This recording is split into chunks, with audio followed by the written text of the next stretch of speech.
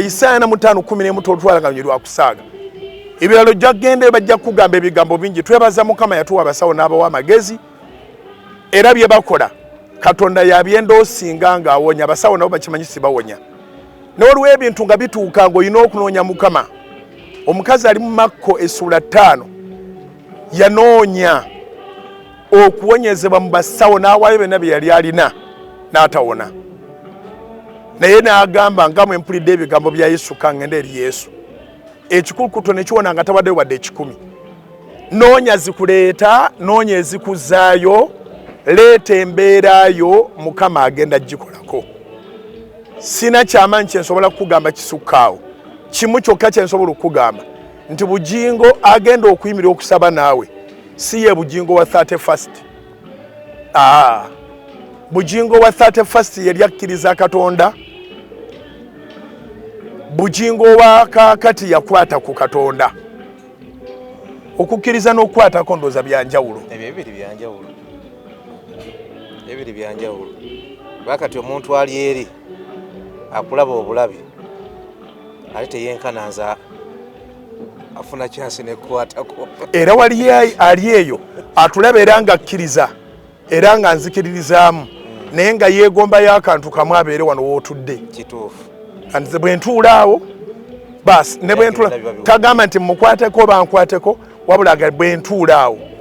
kati nze wali mu mmotoka bwe twali nga amasasi gakunkumuka ng'enkuba nakwata Katonda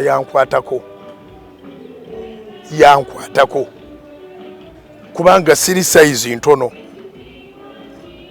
toyina bonyonyola abantu nti wakutama nange simanyi bwe nakutama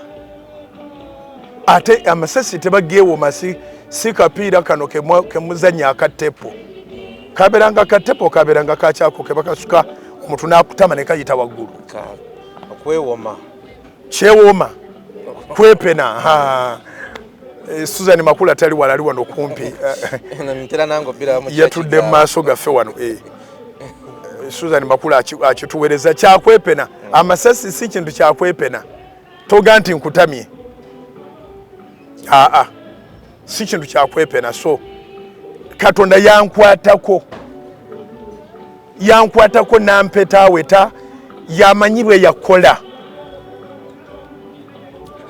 yakola kyemmanyi n'abasawo b'emulago abazijanjaba ebiwundu bino nabo bakyakyewuunya lwaki tegayingira mu nnyama sayidi gye galiko ye sayidi entuufu eriko omutima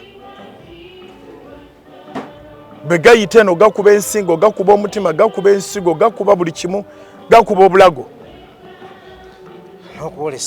ebifaananyi ebyasobola okubibwa n'emikutu egitali salt media bw'obijjayo n'obizuuminga n'ogaziya mbooti olaba amasasi agayita ensingo weebeerera ddala nti emito gyayokebwa gyonna kati awo navaawo ntya